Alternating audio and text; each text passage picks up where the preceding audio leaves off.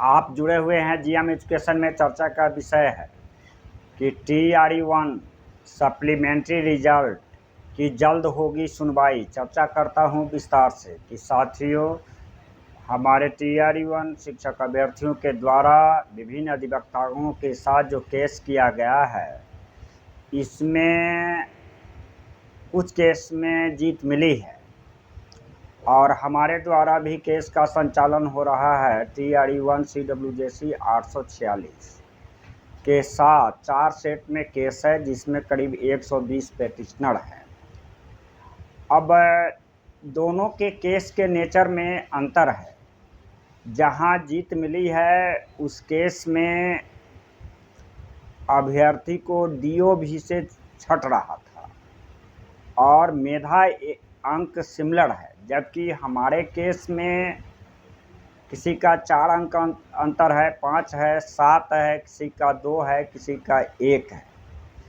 जो high court का judgement को देखिए कि हाई कोर्ट में जो जजमेंट आया है, इसमें नॉन एलिजिबिलिटी टेस्ट पर तो जीत मिली है और मल्टीपल वैकेंसी के कारण जो सीट रिक्तियाँ आई है, इस पर हाई कोर्ट का जो आदेश स्पष्ट आया है, इससे ऐसे अभ्यर्थी की नौकरी सुनिश्चित हो रही है जो केवल DOB से छटा है, लेकिन जिनका मेधा अंक 3, 4 या 5, 7 से छूटा है, ऐसे अभ्यर्थी को उसमें जीत सुनिश्चित नहीं है।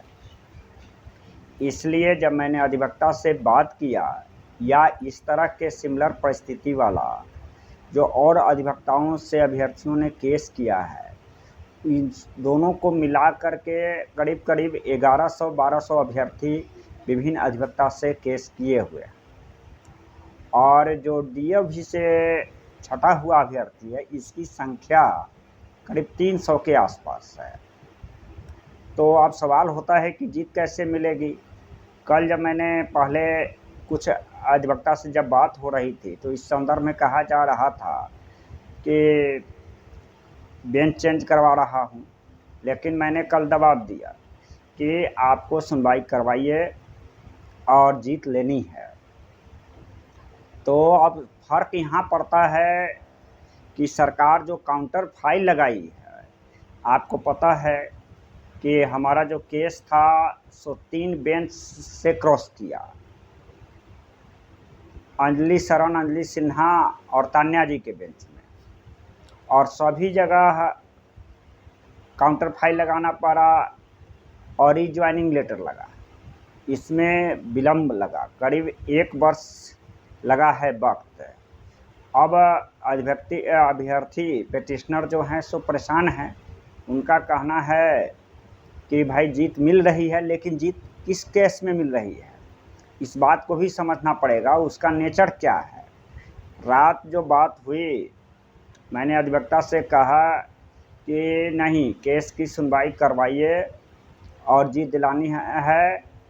उन्होंने स्पष्ट कहा है कि मैं जल्द सुनवाई करवा करके और हक लेने जा रहा हूँ, लेकिन थोड़ा सा डिफरिंग है। अभी तक की जो प्रबल संभावना है कि जो 1 या 2 नंबर से छट रहे हैं अभ्यर्थी, उन्हीं को मौका मिलने की आशा हाई कोर्ट के आदेश के मुताबिक है।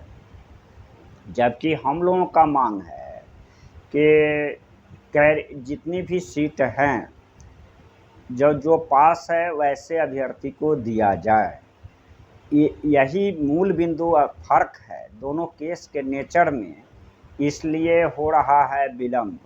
अब यह सवाल है कि अभ्यर्थी के दिमाग में यह होता होगा कि क्या विलम्ब होने के कारण जीत हो सकती है। तो होता क्या है कि इस तरह के सिमिलर केस में डिसीजन देख रहा है अधिवक्ता कि क्या क्या परिस्थिति बन सकता है और किसके ग्राउंड पर जीत हो सकती है। सबसे बड़ा ग्राउंड यह है कि जो सीट की वैकेंसी, जो TRE-1 का सीट की बहाली निकली थी और जो रिजल्ट का प्रकाशन हुआ था, उसमें संख्या में काफ़ी अंतर है। आपको उस समय भी 4700 की सीटें पर TRE-1 की रिजल्ट का प्रकाशन होना था और मात्र निकला 2700, और 2700 में आपने देखा होगा कि जो डाउन मार्च हुआ केवल 1 नंबर नहीं हो पाया। आप EWS के अभ्यर्थी को देख लीजिए, जब TRE-1 में बहाली हुआ था तो 56 नंबर पर बहाली आकर के रुक गया, और जब 2700 में जो EWS के अभ्यर्थी थे लास्ट 56 अंक पर, मेधांक पर ही बहाली हो पाई। इस तरह से जब तक रिक्तियाँ नहीं बढ़ेगी, 100% जो TRE-1 सप्लीमेंट्री रिजल्ट का हकदार है उस पर सरकार अगर फैसला, हाईकोर्ट फैसला नहीं देती है तो क्या सभी पिटिशनर को मौका मिल पाएगा? परिस्थितियां यहीं भिन्न होता है। अधिवक्ता सारी बिंदु पर विचार कर रहा है और बहुत सारे अधिवक्ताओं के द्वारा भी TRE-1 का केस है, तो इस पर जल्द होने जा रही है सुनवाई और जीत अपने हक में 100% आने की संभावना है। TRE-2 में भी भाषाहारता वाला केस चल रहा है और TRE-2 में रिवाइज रिजल्ट की मांग की जा रही है। हम लोगों ने कहा था कि TRE-1 का भी रिवाइज, लेकिन TRE-1 में सप्लीमेंट्री रिजल्ट निकलेगा, जबकि TRE-2 में भाषा आहर्ता के कारण रिवाइज रिजल्ट की मांग अभ्यर्थियों के द्वारा न्यायालय के माध्यम से भी किया जा रहा है और अभ्यर्थी उसका हकदार भी है।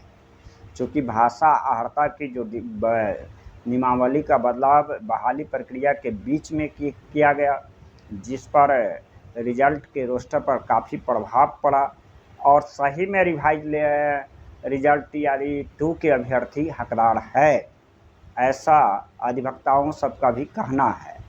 तो दो तरह की बातें आ रही है। TRE-1 के सभी सफल अभ्यर्थी का मिले सप्लीमेंट्री रिजल्ट और TRE-2 का रिवाइज रिजल्ट की हो रही है मांग। यह सरकार तो देने से रहा, न्यायालय में मामला है, न्यायालय एक नियम से चलती है, इसमें देर हो सकता है लेकिन दुरुस्त होगा। हम अधिवक्ताओं से सारी बिंदु पर बात करके मैं आप लोगों को इस चैनल के माध्यम से आश्वस्त करता हूँ कि सुनवाई का जो तरीका है एक है। अभी जो CWJSE 846 केस की जो स्थिति है कि सरकार काउंटर फाइल लगाई है, अब उसका जवाब अधिवक्ता को देना है और जल्द करना है सुनवाई। इसमें आउटसाइड प्रेशर एक्सर्ट करने से काम नहीं होगा, क्योंकि डिसीजन नियम से आता है, थोड़ा सा वक्त लगेगा लेकिन चुस्त दुरुस्त फैसला आने की उम्मीद है। आप जुड़े हुए हैं GM एजुकेशन में। धन्यवाद।